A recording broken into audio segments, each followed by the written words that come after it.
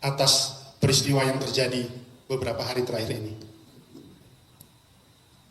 Ini tentunya adalah peristiwa yang memukul kita semua,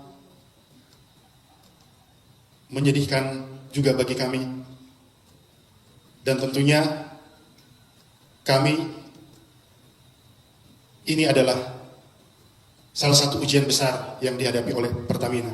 Untuk yang terhormat Bapak Dirut Pertamina yang minta maaf terus bilang Pertamina lagi dapat ujian. Saya setuju banget Pak, emang sekarang Pertamina tuh lagi dikasih ujian yang berat banget Pak.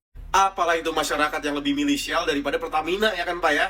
Ya walaupun kalau kata orang-orang kualitasnya Shell tuh jauh lebih baik daripada Pertamina Pak. Ya kalau saya sih nggak percaya Pak, saya yakin banget kalau Pertamina tuh kualitasnya pasti yang paling tinggi lah Pak. Ya walaupun belum ada kasus juga sih V-Power dioplos. Lagian juga kan harga Shell lebih mahal ya kan Pak ya daripada harga Pertamina. Ya walaupun yang naikin harganya bukan mereka juga sih, tapi kan tetap aja lebih mahal daripada Pertamina harganya. Tapi apapun itu saya setuju banget Pak, kalau ini adalah ujian yang besar banget buat Pertamina. Ya kalau dihitung-hitung sebesar uang 1 kuadriliun lah Pak.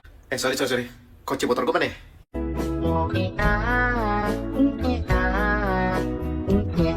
Oplos Pertamina, yang beli rakyat, yang rugi pemerintah. Kok bisa Wir? Senggol dong. Yang PBSU sampai bingung saat ditanya. Ternyata PBSU tidak punya alat untuk cek okta dan uraian bensin. Ini tahu dengan gua dari mana? Dari mana? Bukan dari mana, oktanya. Alat ngecek okta. Kalau ngeceknya di mana? Kalau ngeceknya kan kita dari Pertamina. Iya, tapi di sini nggak ada. Kalau di sini kita hanya hidrometer tinggi sama kadini sama tuh. Di mana? Gimana ngeceknya? Ada. Hah? Ada tinggi berat hidrometer sama termometernya. Kalau datang dicek nggak? Dicek, Pak. Dicek. Iya. Cek. Pada saat masuk lagi bisa. Betul, Pak. Pada saat masuk. Sebelum. Jadi SPBU itu sebetulnya nggak ngerti bener apa enggak dan dua atau jalan dua dong. Ngerti. SPBU kan. Karena dari warna aja ya. Dari tangki yang masukin ke enam sini. Ini kan saya jual ya. Pokoknya saya jual aja gitu kan. Jual aja.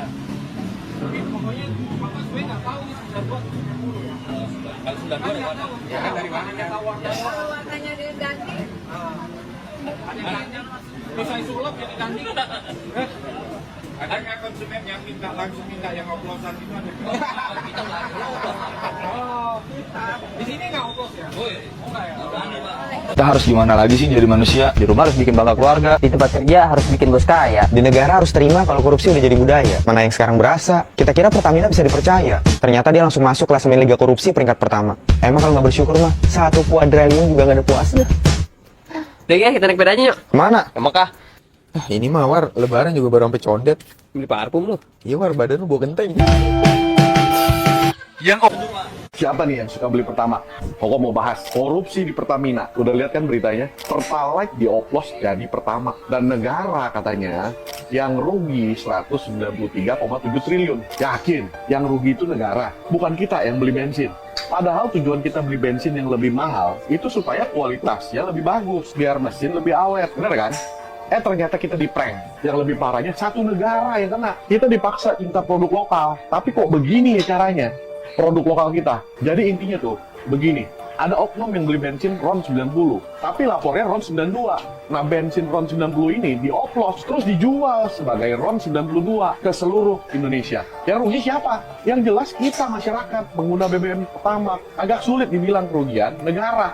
Tapi yang jelas ini kerugian konsumen. Kita, Bor. Dan yang lebih gilanya, Kejagung bilang, kerugian 193,7 triliun itu, kerugian 1 tahun. Dan korupsinya ini udah berjalan berapa tahun, Bor? Coba lu pikir tuh. Lu mau lihat pelakunya. Nih, oknum-oknumnya kok pakai masker semua ya? Kenapa mesti ditutupin mukanya? Setuju gak sih? Bandit-bandit ini harusnya mukanya ditutup pakai masker. Biar pada mati kalian. Bagi lu yang setuju, mereka ini dihukum seberat-beratnya, isi kolom komentar. Kok pengen tahu siapa yang nggak keberatan dan siapa yang keberatan. Gas, Bor.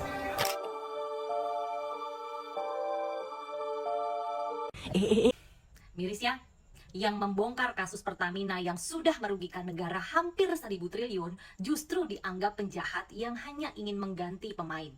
Sedangkan orang yang bertugas dan bertanggung jawab mengawasi Pertamina dan mengakui adanya kebobrokan di dalam Pertamina, tapi mendiamkan para maling-maling ini selama bertahun-tahun, malah dianggap sebagai orang yang jujur dan berintegritas.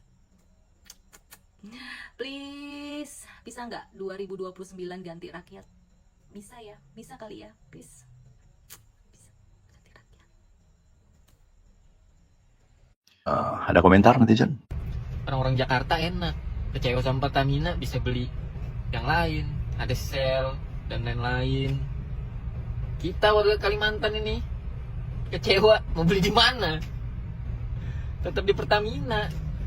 Harusnya harus ada pesaingnya ya, biar kita tuh kalau kecewa tuh bisa pindah ke yang lain gitu loh. Sini tuh gak enak banget di Balikpapan, Kalimantan. Kecewa tapi tetap harus sama-sama dia lagi gitu loh. Pak Presiden, itu bocah korup kalau kagak dihukum mati mah mending bawa aja nih sini nih ke kita nih. Bakal kita cekokin pakai pertalet. Ntar kalau udah mabok baru kita gablogin, kita gebukin rame-rame. Biar dia ngerasain pukulan manjur tangan mandor nih. Bere email Setan dongan emang dia bukan orang.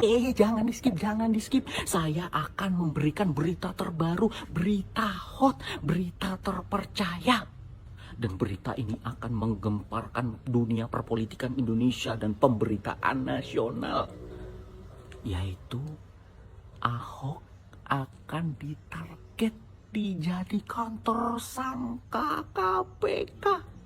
Wow, kalian percaya sama saya? Kalau nggak percaya, ini lihat sendiri beritanya.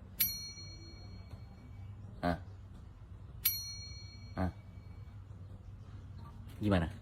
Sudah percaya kan sama saya?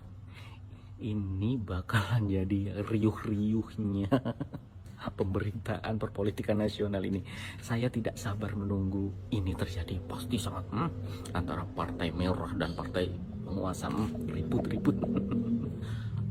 Nggak sabar, bagus. Gue bener-bener baru bangun, buka TikTok, susu gue keluar 1. Buka TikTok, korupsi sampai 1 kuadritrili. Gue sampai nggak tahu cara bacanya gimana. Itu kata-kata bener-bener asing di kepala gue, tau nggak? Setan aja tuh udah kayak bingung gini. Ini siapa nih yang ngajarin anjing? Bapak lihat aja sih Pak, sebulan digaji 4, miliar. Itu nggak cukup. Yang dikunyah apa sih? 4 miliar nggak cukup tuh kayak apa sih? Bayangin punya uang 1 miliar per bulan aja, gue kayak manusia mah gak akan pernah ngerasa cukup sih. Tapi ini udah termasuk rakus anjing. Bapak keluarganya dikasih makan apa sih Pak? Ya Allah, banyak banget ya pendapatan per tahunnya bangsat. Ih gila, rakus banget. Tapi emang bagus deh bulan puasa kan setan dikurung ya. Lu nih dikurung 1 triliun aja tuh udah banyak banget loh. 1, ya Allah, itu dosanya kayak apa ya? Wah gila banget kalau dipikir-pikir. 1 triliun aja tuh udah gue bisa beli. Buka puasa aja tuh gue bisa buka puasa kue yang dilapisi emas. 2 triliun, ya Allah banyak banget tahu Pak. Ih banget gue, ya Allah itu dosanya udah kayak berkerak tuh di astagfirullahaladzim. Pak pikirin deh, 1 kuadritriliun itu sebanyak apa? Gak akan pernah puas, gila ya. Padahal orangnya kayak gitu loh, kecil, inosen kelihatannya, najis, berarti setan najis. Setelah 7 hari 7 malam, setelah anggota DPR itu gagal membelokkan OPD ke sel, ya, setelah Ahok teriak-teriak, barulah Direktur Pertamina minta maaf kepada rakyat Indonesia. Ya. Itu pun minta maafnya sinetron. Kenapa? Karena tidak ada wartawan di depannya. Ya. Itu minta maaf di depannya kepada ruangan kosong. Itu. Antara lain dia bilang bahwa sekarang kita komitmen akan memperbaiki diri dan sudah dilakukan tes hampir 100 titik, ya, bahwa minyak mereka sekarang udah benar. Ya. Yang lakukan tes siapa? Lemigas. Ya. Lemigas itu siapa? Yaitu yang di bawah Kementerian ESDM, di bawahnya Bahlil. Ya. Itu yang Lemigas itu, ya tugasnya memang dia yang bagian ngetes. Ya. Jadi pertanyaannya, 5 tahun kemarin dia apa yang dia tes gitu? Jadi sekarang dia ngetes lagi, Percaya nggak kita sama Lemigas itu? Ya.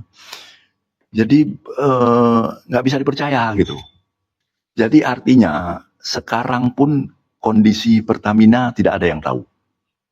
Kondisi Pertamax di SPBU itu nggak ada yang tahu dan tidak ada yang percaya. Ya. Jadi bagaimana biar kita bisa percaya rakyat?